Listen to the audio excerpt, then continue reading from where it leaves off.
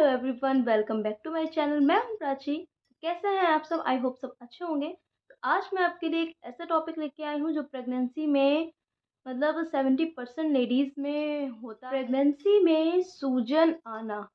बहुत सी लेडीज़ ऐसी होती हैं, 70% लेडीज़ ऐसी होती हैं जिनको प्रेगनेंसी में सूजन हो जाती है। ये सूजन क्यों हो जाती है, आज हम इसी में डिटेल में बात करेंगे इस बारे में। और इसके मैं आपको इसका ट्रीटमेंट भी मैं बताऊंगी आपको, जो आपको बहुत ज़्यादा फ़ायदा करेगा। इसके लिए आप वीडियो के एंड तक बने रहें, और अगर आप चैनल पे पहली बार आए हैं तो प्लीज़ चैनल को सब्सक्राइब कर लें।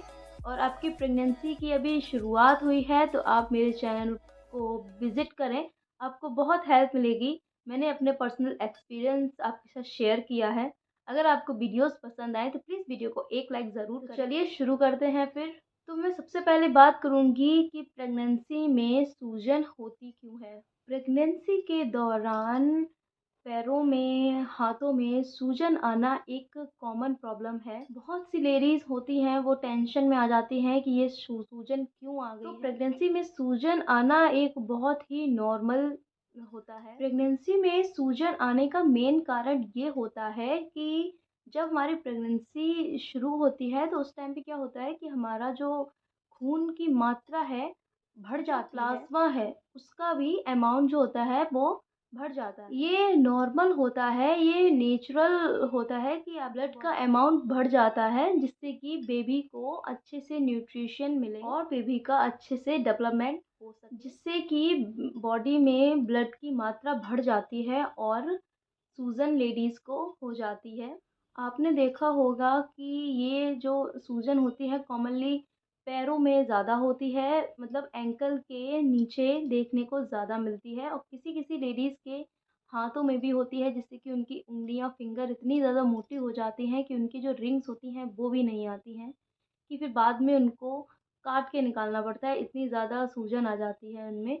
तो इसलिए डॉक्टर्स भी मना करते हैं कि अगर आपको सूजन की प्रॉब्लम है तो आप उस टाइम पे रिंग्स वगैरह कुछ भी ना पहने, अवॉइड करें। तो कभी कभी सूजन इतनी ज़्यादा बढ़ जाती है, तो मैं आपको बस यही बताने की कोशिश कर रही हूँ कि प्रेगनेंसी में सूजन जो होती है बहुत ज़्यादा बढ़ जाती है। तो ये जो सूजन होती है वो कॉमनली प्रेगनेंसी में देखी जाती है।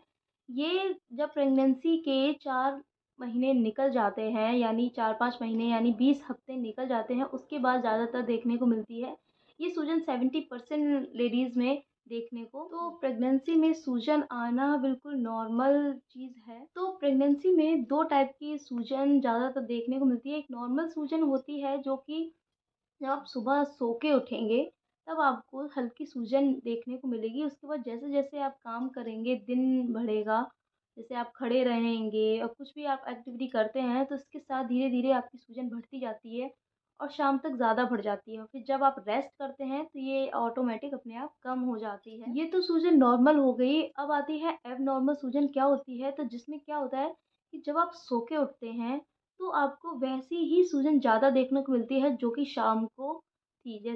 जैसे नॉर्मल सूजन जब होती है वो अपनी धीरे सुबह के टाइम हल्की होती है और धीरे धीरे ज़्यादा होती चली जाती है। और एब नॉर्मल सूजन वो होती है जो आप सो के उठ रहे हैं तब भी उतनी ही है, जब आप सोई थी उतनी ही सूजन अभी भी देखने को मिल रही है। तो इसमें क्या होता है कि आपका ब्लड प्रेशर भी हाई हो जाता है ऐसे टाइम पे एबनॉर्मल सूजन में। तो और आपका जब यूरिन टेस्ट किया जाएगा तो उसमें आपको प्रोटीन की मात्रा भी आपको उसमें देखने को मिलेगी। तो इस सूजन में बहुत ज़्यादा दिक्कत हो जाती है, जिससे कि आपकी डिलीवरी टाइम से पहले होने का भी डर रहता है और आपका ब्लड प्रेशर भी हाई रहता है। इसमें आपको मेडिसिन डॉक्टर अलग से चलाता है। तो इस सूजन को हम प्री इक्लाम्शिया कहते हैं, जिसमें आपको 2 चीज़ें ये देखने को मिलेगी, जैसा कि मैंने आपको बताया है कि आपका ब्लड प्रेशर आपका बढ़ा हुआ मिलेगा इसमें, और आपका जब यूरिन टेस्ट कराया जाएगा तो उसमें प्रोटीन की मात्रा भी मिलेगी।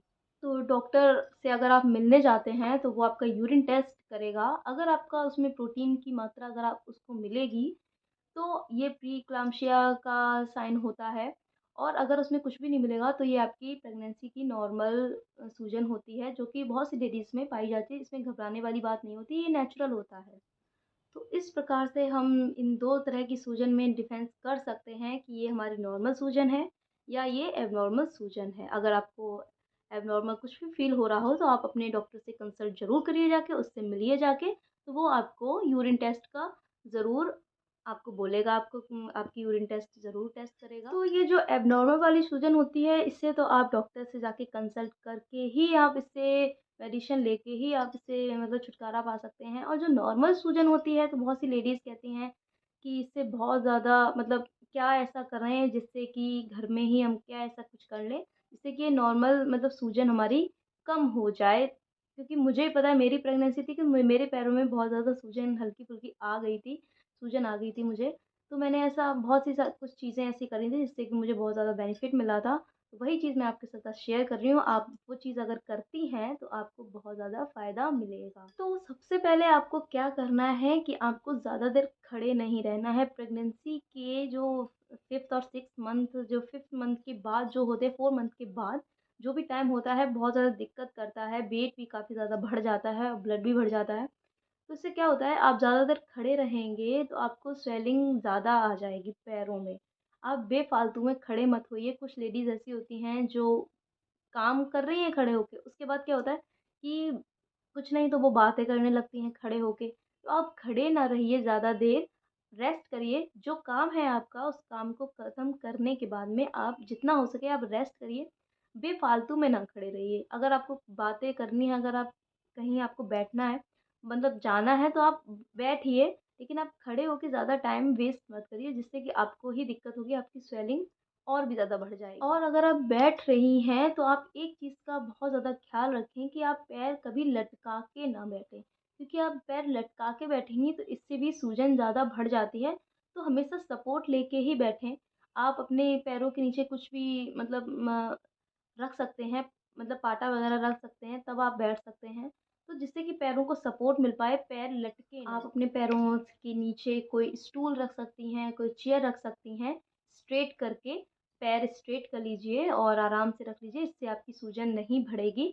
अगर आप ज़्यादा देर तक खड़ी रहती हैं या पैर लटका के बैठती हैं, इससे आपकी सूजन काफ़ी ज़्यादा बढ़ जाएगी। ये चीज़ पहली चीज़ तो ये हो गई। अब दूसरी चीज़ ये है कि आप अपने खाने में नमक कम कर दीजिए, लो सोडियम कर दीजिए, जिससे कि आपकी सूजन काफ़ी कम होगी। क्योंकि अगर सोडियम की मात्रा ज़्यादा हो जाएगी तो इससे आपकी सूजन और भी बढ़ सकती है। तो आप नमक कम खाइए, सोडियम का इंटेक कम कर दीजिए और पोटेशियम जो होता है उसकी मात्रा अधिक कर दीजिए। पोटेशियम की मात्रा आप कैसे बढ़ा सकती हैं, जिससे कि आप जैसे केला हो गया और पालक हो गया, इन इन 2 चीज़ों में पोटेशियम की मात्रा बहुत ज़्यादा होती है, तो आप इनका इंटेक अपनी डाइट में ज़्यादा से ज़्यादा रखिए। इन चीज़ों का ध्यान आप ज़्यादा रखिए कि आपको सोडियम का इंटेक कम रखना है और पोटेशियम का इंटेक ज़्यादा रखना है। आप अपनी डाइट पे ध्यान दीजिए, तो आपकी सूजन में काफ़ी ज़्यादा सुधार आएगा। आप अपनी प्रेगनेंसी में कैफ़ीन का इंटेक कम कर दीजिए, जैसे कि आप चाय पीती हैं, कॉफ़ी पीती हैं, जैसे चॉकलेट्स खाती हैं, तो इनमें कैफ़ीन की मात्रा अधिक होती है, तो ये भी सूजन को बढ़ाती हैं, तो इनका इंटेक आप कम से कम कर दीजिए। कुछ लेडीज़ होती हैं जो 2-3 बार चाय पीती हैं प्रेगनेंसी में, जबकि प्रेगनेंसी में चाय अवॉइड करनी चाहिए, कैफ़ीन नहीं लेनी चाहिए, इससे नुकसान होता है। तो अगर आपका बहुत ज़्यादा मन कर रहा है तो आप एक टाइम ले सकती हैं, हाफ़ कप ले सकती हैं। तो अपनी डाइट में कैफ़ीन की मात्रा कम कर दें, जिससे कि आने वाली सूजन आपकी बढ़ेगी नहीं, कम हो जाएगी। आप अपनी डाइट में प्रेगनेंसी में आप लिक्विड का इंटेक ज़्यादा रखिए, आप पानी ज़्यादा से ज़्यादा पीजिए, क्योंकि पानी बहुत ज़्यादा फ़ायदा रख करता है। आप कोई भी जूस ले लीजिए, सूजन बढ़ रही है तो आप सोचें कि पानी की मात्रा कम कर दें, तो ऐसा कुछ भी नहीं है। आप लिक्विड का इंटेक ज़्यादा रखिए, ज़्यादा से ज़्यादा मात्रा में पानी पीजिए। आप पानी का इंटेक ज़्यादा रखेंगी तो सोडियम को ये फ्लश आउट करेगा, तो आप पानी का इंटेक ज़्यादा रखिए, लिक्विड का इंटेक ज़्यादा रखिए अपनी डाइट में। और आप वॉक करना कंटिन्यू रखिए। वॉक आपकी प्रेगनेंसी में बहुत ज़्यादा हेल्प करेगी, तो जिससे कि आपकी मसल्स अच्छी अच्छी रहेंगी। तो आप प्रेगनेंसी में वॉक करना ज़रूर कंटिन्यू रखें। तो ये कुछ 4-5 चीज़ें जो मैंने आपको बताई हैं, अगर आप वो फ़ॉलो करती हैं तो आपकी जो सूजन अभी आई हुई है, तो उसमें बहुत ज़्यादा सुधार आएगा और आने वाले टाइम में आपको सूजन का सामना नहीं करना पड़ेगा।